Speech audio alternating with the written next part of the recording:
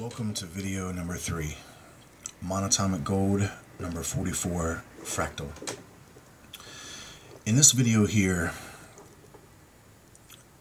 I'm just going to simply show you what I found when I looked up the word, or the name, Laodicea. Several weeks ago, after I uploaded video number 2 of this series, really once my channel went down, I was basically looking for more information to support the very unique way that I've described Laodicea. And I decided to look up the word in a biblical dictionary. And I'm going to show you right now what is there. Just before we start, just remember what we've described, what we've learned about this picture in its perfect reflection of Revelation chapter 12, Israel, Ishtar, the remnant going to the moon. And then the better description of that in the true light is described in Zechariah 5. Of course, it's an association with that wickedness that is going there. Alright, describing it as Shinar, even to establish a base there. And we know that the establish is representing beauty, which is the Jashin column, right? And then that's exactly what we see here, right? Now she is wearing the black because she is the bride, or the widowed bride, of this dark prince. But in reality, we know that this is in reference to Genesis 6, describing that they took of all the daughters of men of which they thought were fair. This represents white. This will further go back to the connection of white to the house of Karnak, the white brotherhood, the monatomic gold, which is the chief concern, I guess I would say, of this white brotherhood in its attempt to become like God. But it goes even further when we look at the word for whore, when we get that description of this hoarfrost of heaven that was in connection to the manna. We find that if you look the word whore up, it means white as well, which would fulfill the fractal as I described, that these ancient fair complected women fulfilled the symbolism of the harlot, as they were originally virgins that were selected by these Anunnaki, and then by the perception of the people who knew the truth and that were looking at this event, they considered these now fair virgins as whores. So the whore frost of heaven would be the white frost of heaven, which then would fulfill the description of the manna itself as being a small, round, white thing. There's a whole bunch to that. But my point is that this Jashin column is what is being established on its own base, as we see in Zechariah 5. That would be that moon base. And then this would be the Jashin column itself that is now unified with the Boaz black column, and now you see the birth is the result, or the pending birth would be the result of that. So basically, I want you to keep these symbols in mind. The location itself is the moon, which is no longer a dry and thirsty ground because they've been bringing water there. And that's what I've been doing my best to describe, the inspiration that the Spirit has revealed to me. We're going to see that confirmation. Right here on the little celestial boat is the eye symbol. Very, very important, because it will fulfill, after we read this, all of the connections of who this is. And then we know that the astronomical, astrological symbols that we see here connect us back to Rev 12, the whole 9, as some would say. So this is the church of Laodicea. This is that false professing church fulfilling in Rev 12, better understood by reading Zach 5. Let's just go ahead and simply read Laodicea, the description for the name Laodicea out of the biblical dictionary, to see that some of us do understand and truly do see. Laodicea, a city in southwest Asia Minor on an ancient highway running from Ephesus to Syria, 10 miles west of Colossae and 6 miles south of Hierapolis. Christian communities existed in all three cities. Though the one in Colossae is the best known, Paul wrote a letter to the Laodiceans, which has not survived, though some scholars have attempted to identify this missing letter with either the books of Ephesians or Philemon. Laodicea was well known in the ancient world for its wealth. Now remember, in description of these idol shepherds that are at least the idol shepherds of this Babylon. We know that Babylon, Mystery Babylon in the Bible, is described being decked in luxuries and merchandise. The extent of its wealth is illustrated by the fact that Laodicea was rebuilt without the financial help of Rome after the disastrous earthquake of AD 60. Laodicea earned its wealth in the textile industry and the production of black wool, and in the banking industry.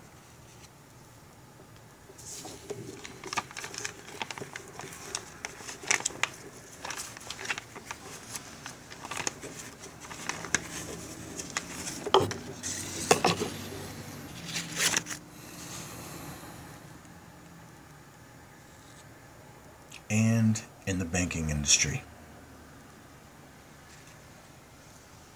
Black wool. Laodicea was also known for its medical school, which concocted, remember the cockatrice, a spice nard for the treatment of ears and eye salve. Listen to this. The major weakness of Laodicea was its lack of a water supply. Bingo. Bingo. This need was met by bringing water 6 miles north from Danazil through a system of stone pipes, another sign of Laodicea's wealth.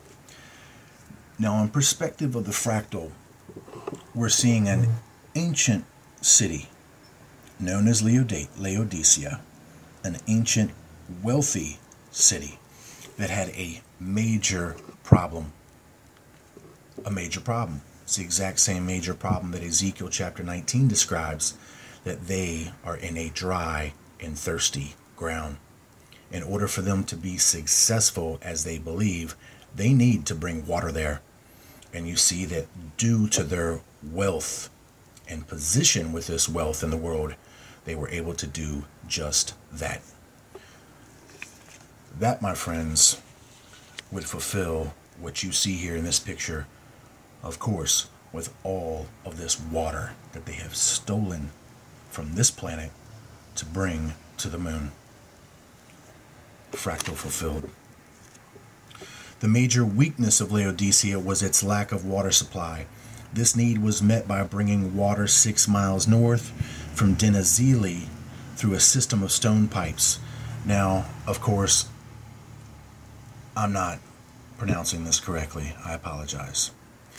Laodicea is best known today to readers of Revelation, where Jesus criticized Laodicea using imagery drawn from its daily life. Now that is the verses that we showed you, Revelation 3, starting at verse 14. Verse 18, in relationship to all of this gold, I counsel thee to buy of me gold tried in the fire.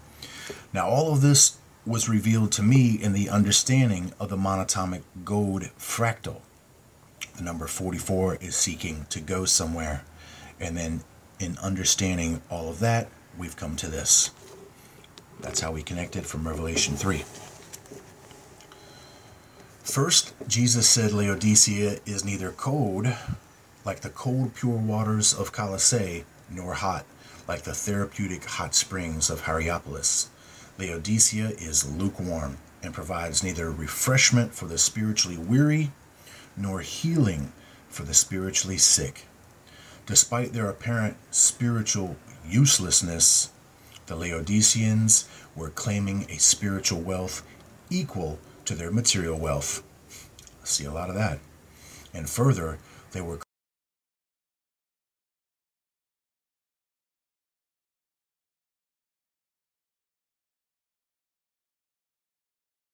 had material wealth were spiritually poor, blind, and naked. An obvious reference to the textile and banking industry and medical school of Laodicea. What this is describing is that, as Jesus Christ says in Rev 3, that they are spiritually poor, blind, and naked, he's mirroring that basically from the description of Laodicea itself, which believes itself to be wealthy.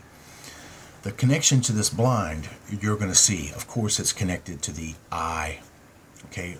That rampant eye symbolism that we see everywhere around us right now. Well, you're going to obviously see who's connected and responsible for it. Describing them in relationship to their nakedness is in relationship to their wealth and their prominence in the textile industry. So just pay attention here. According to Jesus, what the Laodiceans needed more than anything else was the true gold, which is him, as he counsels them to buy of me gold tried in the fire. We know the gold tried in the fire that they're all about, of course, is that monatomic gold, which the very fractal of how this monatomic gold is transmutated has given us already all the information that we're seeing described within this simple word understanding of Laodicea. What the Laodiceans needed more than anything else was the true gold, white, not black, garments. And eye salve that only Christ could give. A true spiritual foundation is laid only in Christ, not in human effort.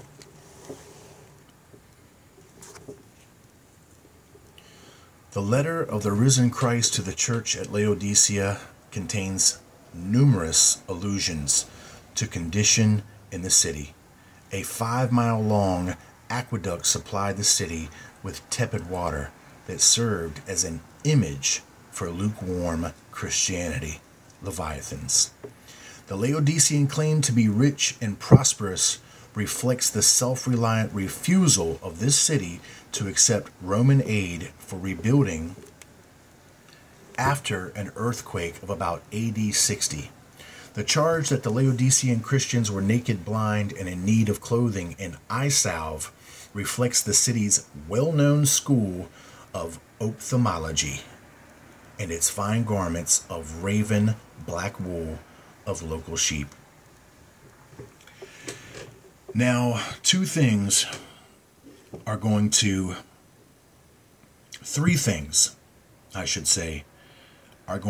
immediately stand out. The strongest here is that their location was in need of water. Now, if we're talking fractal from micro to macro, as above, so too below, a continuation of information from its root to its fruit, the same reflection of that truth. And well, it's exactly what we're seeing now. Ancient times, this city, major problem, needed water. End times, this new location for the remnant, this new location for these lukewarm Leviathans, this new Laodicea has the very same problem that we see now. They have remedied. They have been bringing water there, just like the historical description of Laodicea itself. Incredible. It's taken me weeks to overcome my own amazement at this. It's taken me weeks. I've had a very difficult time trying to explain how much of a miracle this is to see this confirmation for the way that I've described Laodicea. Really, for over a year now, everything that I've been talking has led up to who this is. And you see, it's a perfect reflection of how the Spirit has revealed it.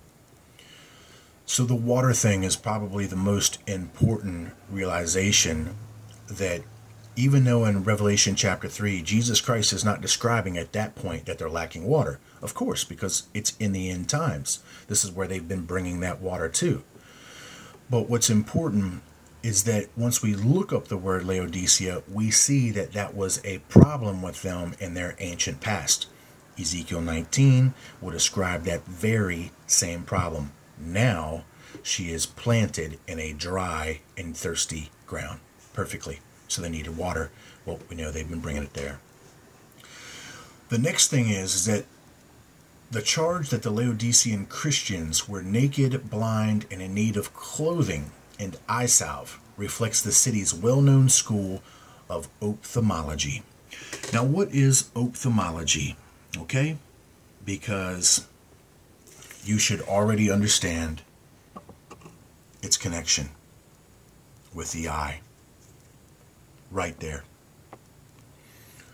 When you think ophthalmology, think root word for optics, which would of course be the eye. And then of course, who are we talking about?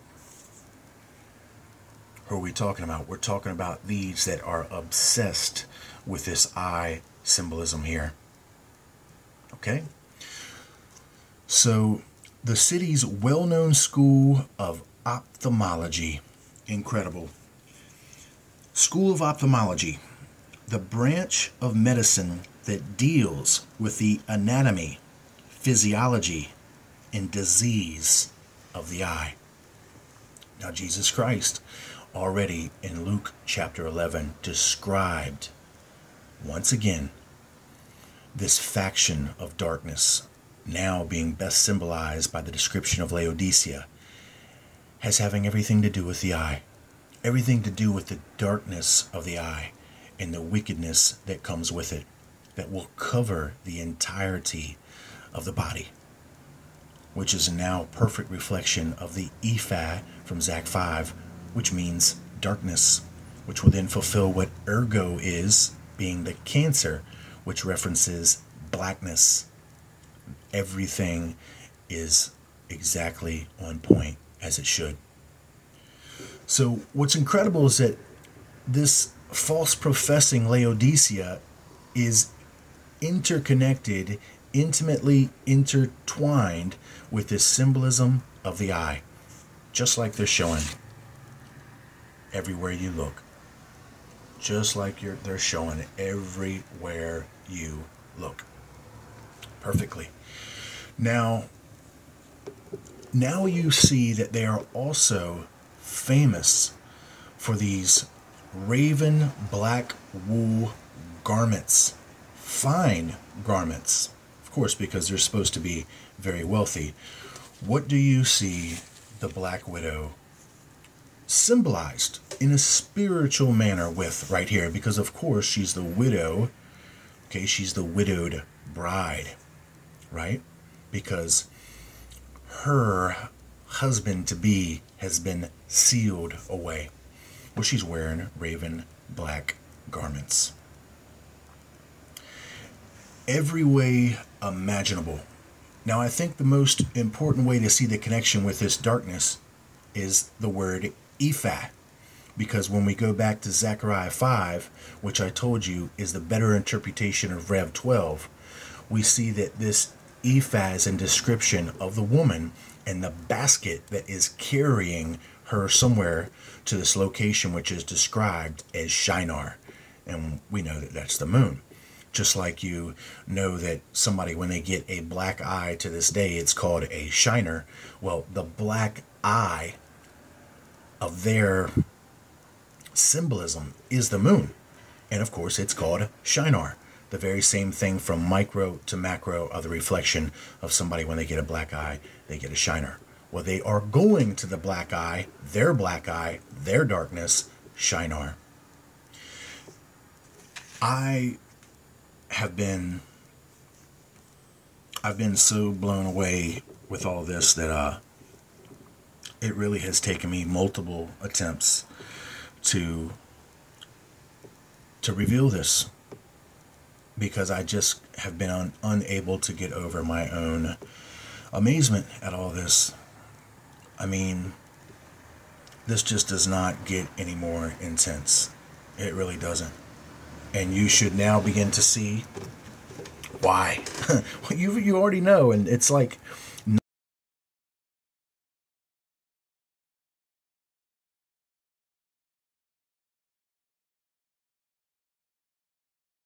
into.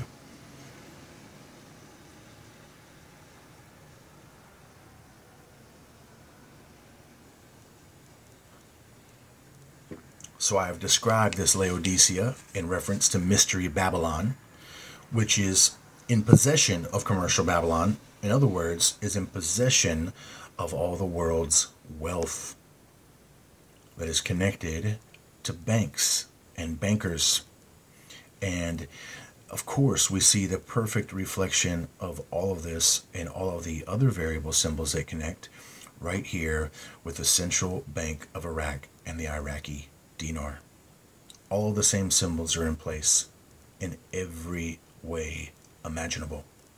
Every way imaginable. So you see, of course, all of this equal to their material wealth. Okay, the medical school, which is really all about the eye. The black garments, in which Jesus Christ is describing that this bride, in a spiritual sense, should be in white. But we know that they are still wearing the very same micro to macro filthy rags that we see described in Daniel, as it describes that iron mixing with that murky clay, that muddy clay, which will be the daughters of men from Genesis 6. Incredible. It is just absolutely amazing. And there is this reference for their spiritual uselessness that is now symbolized with the understanding of them going from hot to cold, from cold to hot. And then we're going to see how all this plays out with the ingress of the sun along the ecliptic against the declination. And then this would reveal where we get our seasons from. This would be the summer solstice, June 21st, the highest point of the sun. And then we have, as the sun goes along its snaking path from the faulty observation of Earth, we get the lowest point, the winter solstice. In other words, from hot to cold, from hot to cold. And there's our symbolism for the Leviathans, which are perfectly connected to the monatomic gold understanding through the word levitate, that will then connect us back to Levi priest, root word Levi from levitation, that will then connect us back to the Ark of the Covenant, the two electrodes, which will then fulfill the understanding of the monatomic gold fractal, Revelation chapter 13, verse 13, that fire coming down from the sky. And then there's a whole bunch more to talk about this. There's a whole bunch more to talk about. So absorb that at this point. And I'm not proud of the presentation of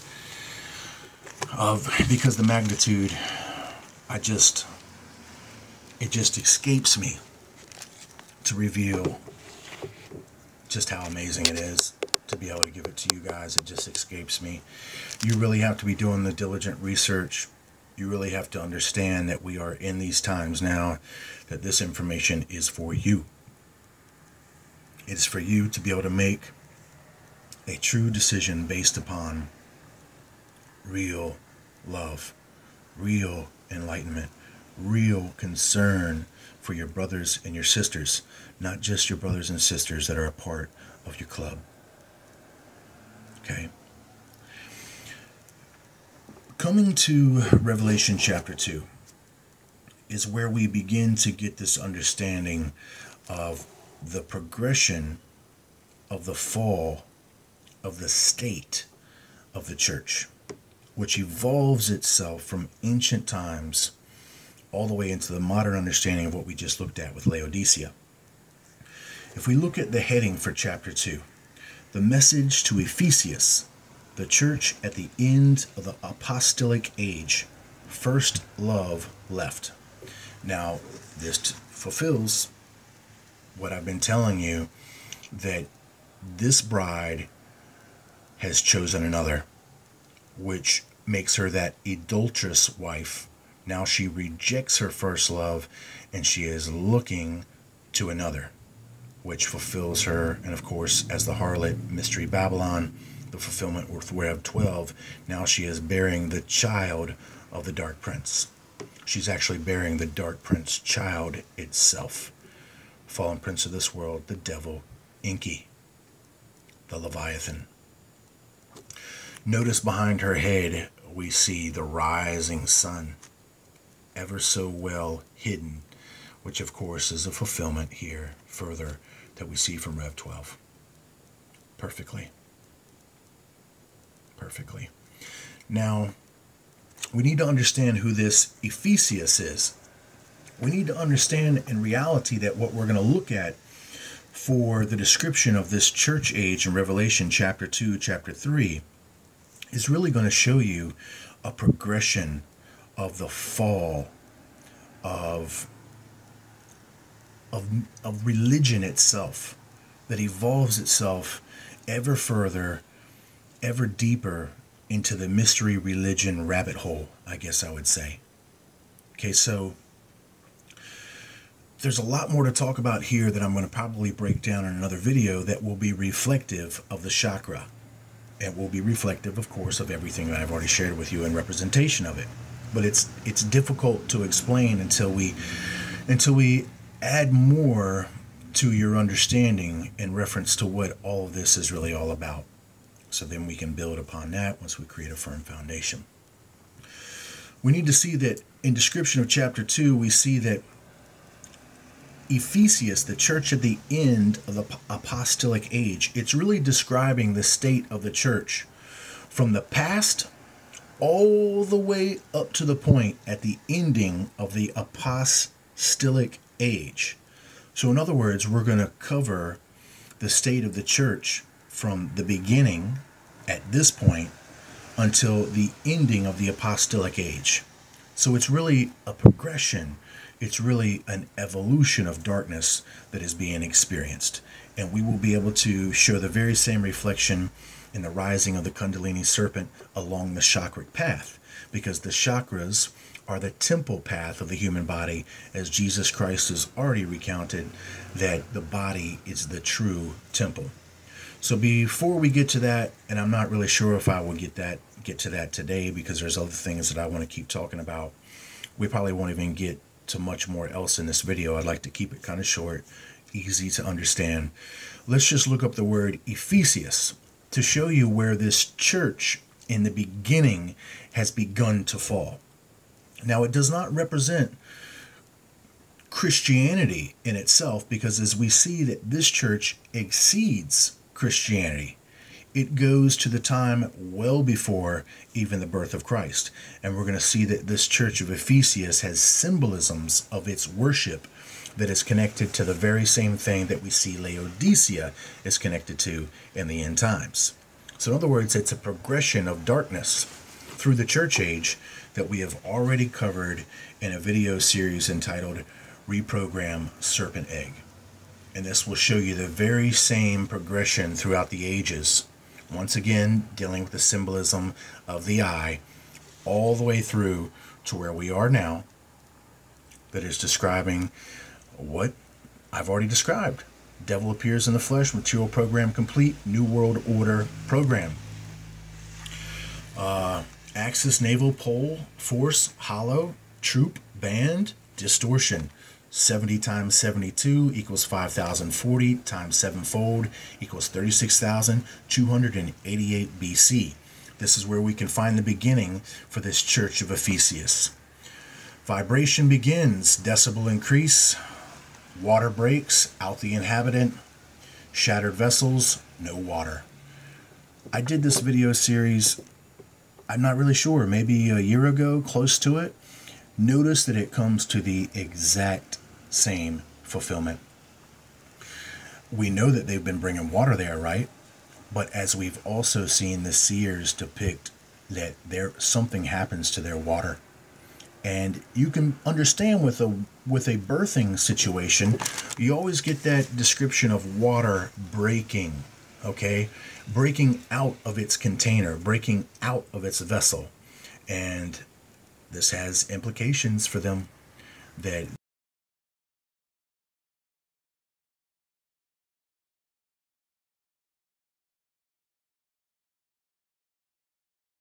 see how the state of this church begins to go through this evolution through the ages that results in the fulfillment of the description of Laodicea as we see it. And for that, we would need to go to the word Ephesus. And looking up the word Ephesus, one of the largest and most impressive cities in the ancient world. As I've said, that the state of the church being described with Ephesus runs from ancient times all the way to the end of the apostolic age. One of the largest and most impressive cities in the ancient world, a political, religious, and commercial center in Asia Minor, associated with the ministries of Paul, Timothy, and the Apostle John. The city played a significant role in the spread of early Christianity. Ephesus and its inhabitants are mentioned more than 20 times in the New Testament. Historical background. The earliest inhabitants of Ephesus were a group of peoples called Laodicea and Carians, who were driven out around 1000 BC by Ionian Greek settlers led by Androclus of Athens. The new inhabitants of Ephesus assimilated the native religion of the area, the worship of a goddess of fertility, whom they identified with the Greek goddess Artemis, the virgin huntress. There we go. This is the beginning of the fractal connection. Everything from micro to macro, everything goes from a lesser reflection to a higher reflection, bar none. No way to disprove this. So we see that the beginning of the fall of the church is associated with the worship of a goddess of fertility, whom they identified with the Greek goddess Artemis, the virgin huntress. Now, how does this begin to relate and fulfill with what I've already described to you? Well, I told you what the sacred feminine was. I told you that it stems from Genesis 6, the sons of God taken unto themselves the daughters of men who were virgins, but once they had been co-joined with the fallen, they become whores, at least in the eyes of those people that were viewing it from another perception, from the perception of truth.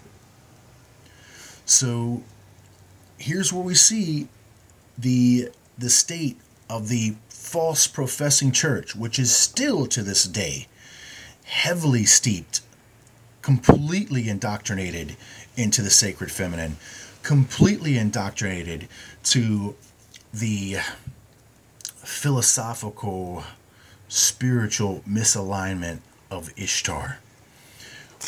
This is where it comes from.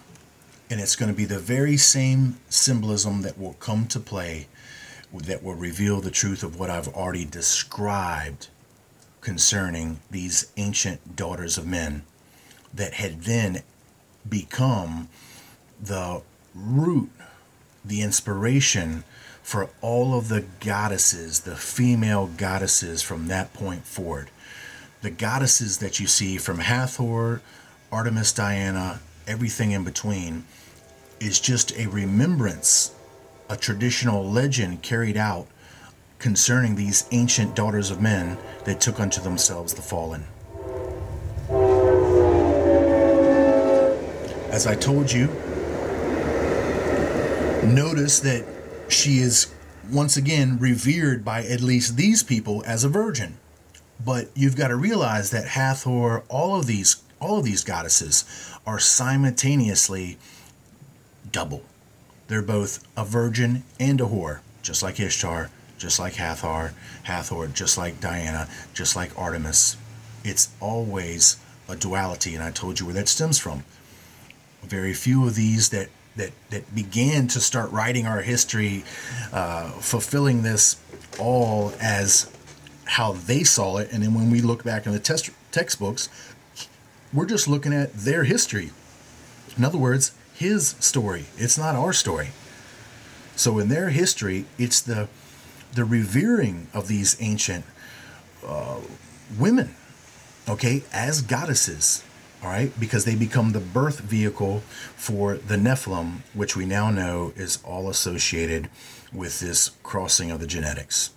All right, so now let's look up Ephesus, which we see, or now let's look up Artemis, which is going to show us the same symbols as I've described to you concerning these daughters of men in ancient times.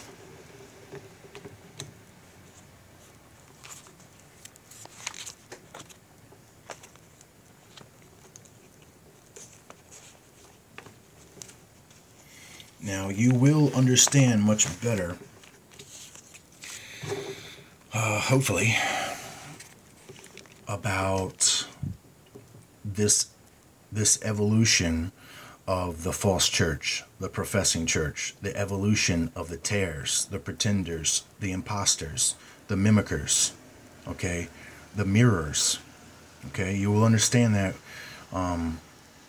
once I'm able to do the video on it. I'm not exactly sure when, but this, of course, is the groundwork that will allow that understanding. Now we're looking up Artemis. Pretty interesting. Right beside it gives us a mosaic of what we find on the temple floor, the mosaic floor in Herod's great fortress, atop the large hill in Israel called Masada. And then we see the same geometry, even the same colors on the back of the Iraqi dinar. That's no accident. You got to realize who Herod was and what Jesus calls him. He calls him that fox, that sly fox. Because, of course, they're seeking to be very slick in lacing all of this into the history so that actual true believers in Jesus Christ don't realize that all of this is really there supporting their God, supporting their vision of truth, which is nothing more than a lie. Nothing more than a lie. Now looking up Artemis will give you a fulfillment of the fractal of what I told you relates to all this. Artemis names the Greek goddess of the moon. Of the moon. Artemis, Greek goddess of the moon. Who did I tell you this was from Rev 12? Rev 12 even describes her going to the moon. As I said, this is the evolution of this false professing church from micro to macro. Now we see Ephesus, Artemis, names the Greek goddess of the moon. The daughter of Zeus in Leto, whose worship was threatened by Paul's preaching of the gospel. Artemis was the goddess who watched over nature for both humans and animals. She was the patron deity of wild animals. Perfect. Because this is where we're going to come into the description of the Dans, which are the Nephilim, those ancient mighty men that are considered wild animals. More importantly, just from this one connection with what onager means. It means wild ass. And then this wild ass is unruly. Okay? It is everything that we see connected to chaos. The very same things. All right? So the wild animals that we're going to see are going to be in reflection of the same symbols that we see that are connected to Dan, connected to all of the symbols of this fallen, false professing church. She was the patron deity of wild animals, protecting them from ruthless treatment, and at the same time regulating the rules of hunting activities for humans. She was considered the great mother image. Ezekiel 19 describes Israel's mother as a lioness. She was considered the great mother. Hathor is also considered the great mother. Okay? Everything about this is the fulfillment of who these great mothers are that birthed these great mighty men known as the Nephilim and gave fertility to humankind. Now, gave fertility to humankind, well, that's the fulfillment of what I told you is the sacred feminine, okay? Which is 2/3 more of the genetic material, the 23 enigma, is given to the offspring from the female than the male. This is why this Boaz, this serpent, this dark one, sought to establish his dominion in this world through the consummation, the birthing of his plan.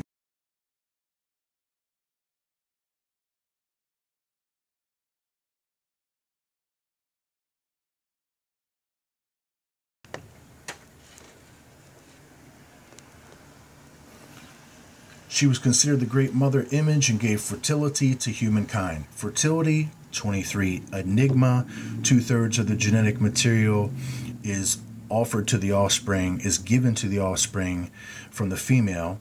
2/3 more genetic material is given to the offspring from the female than the male. 23 Enigma, everything that's connected to the symbolism for the number 23 with having a lot to do with good genetics, increased genetics, which now connects us back to the rites of succession.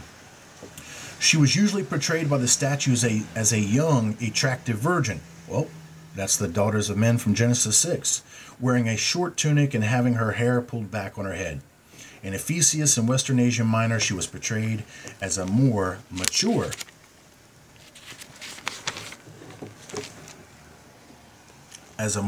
woman. Her robe is draped in such a way as to expose her bosom, which is covered with multiple breasts, depicting her gift of fertility and nurture. Often standing beside her is a fawn or a stag, on each side representing her relationship or her relation to the animal world. The official local statue was carefully housed in a temple honoring Artemis. The most famous statue was located in the city of Ephesus, the official temple keeper for Artemis. Artemis was the chief deity of Ephesus, and her temple was one of the 7 wonders of the ancient world.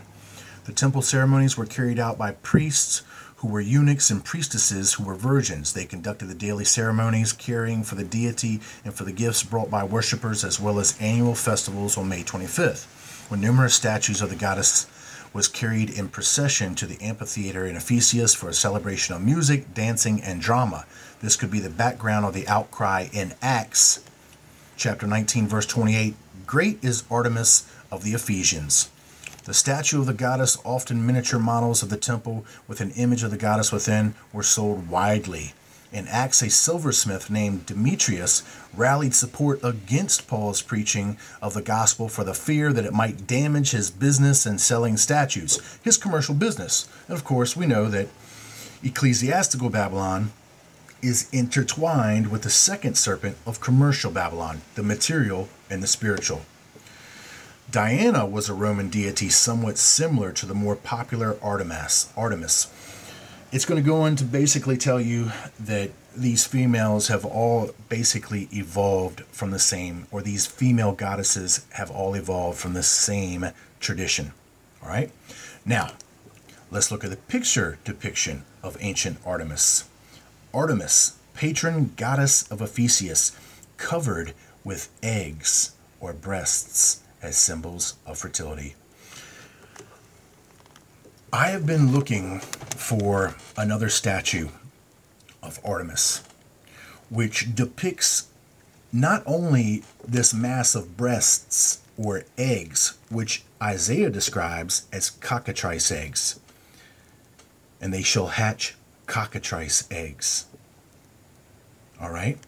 This is the very same thing. This is the root of this thing, as we're showing the evolution of this thing and their plan to bring this destruction and then escape to their special refuge. It's all of this is connected. There's another depiction of Artemis that shows suckling upon all of these breasts wolves. Wolves. And then we know that Mount Herod, of course, or Mount Hermon, not Mount Herod, but Mount Hermon, is where we get the root for the Hermetic seal from, which is symbolized right here on the dinar. Of course, the sealing of the serpent. The best recognized natural form of a Hermetic seal is an egg, and there you see it there. So Mount Hermon is in association with these ones that were sealed. All right? Mount Hermon is famous for its wolves, and we know the spiritual understanding or the interpretation of who these wolves would be the fallen sons of God.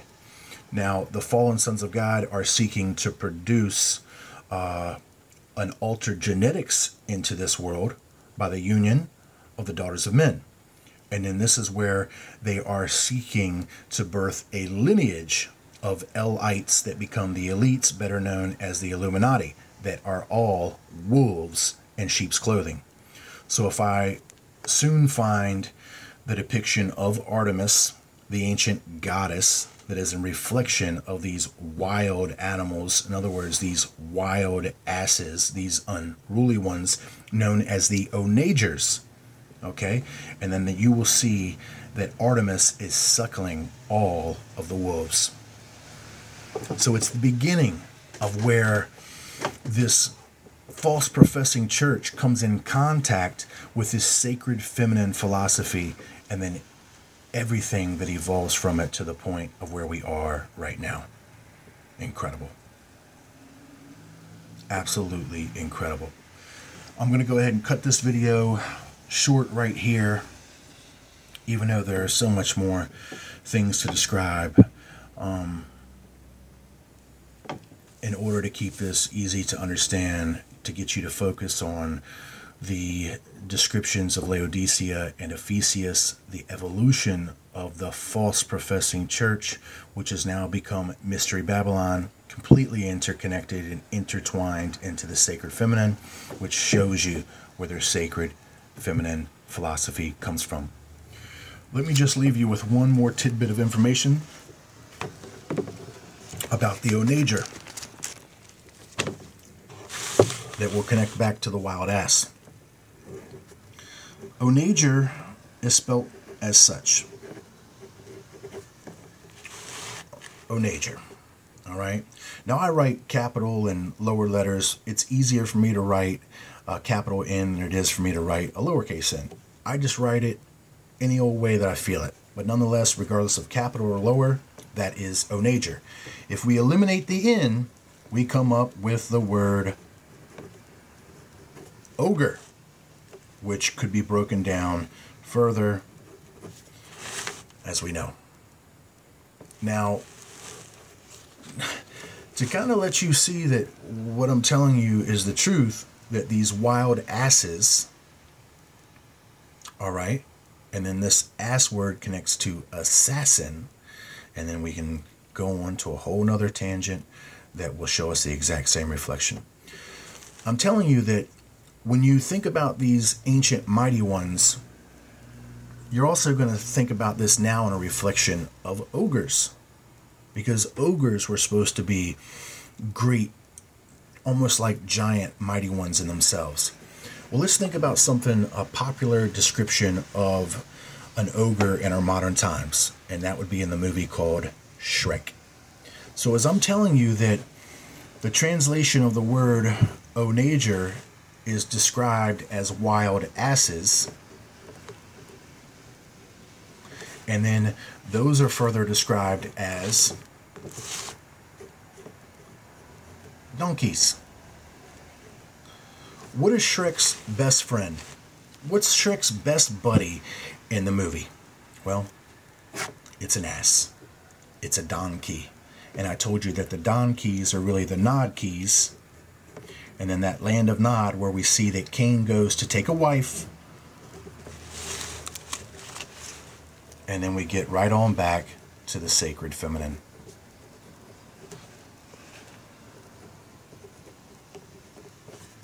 Incredible. So now you see what this animation is all about with this Shrek cartoon, which is going to fulfill the symbolism of an ogre with a donkey. In other words, which is a wild ass. Now, it's even much more important to that, because if you look up the description of an onager, at least in a biblical sense, it describes these wild asses that can only enter into the cities after they have been brought to an utter destruction. And that's exactly what I told you about the dance.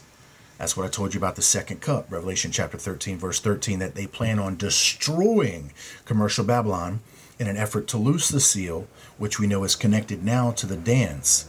And then now these wild asses, these onagers, would be released upon our world. But Israel believes that it's going to be able to escape even the wild asses at their refuge of Shinar. But Jesus Christ says, nope, they go in there also, and they're going to spoil you. But he shall command the serpent, and they will bite them. I'll be back.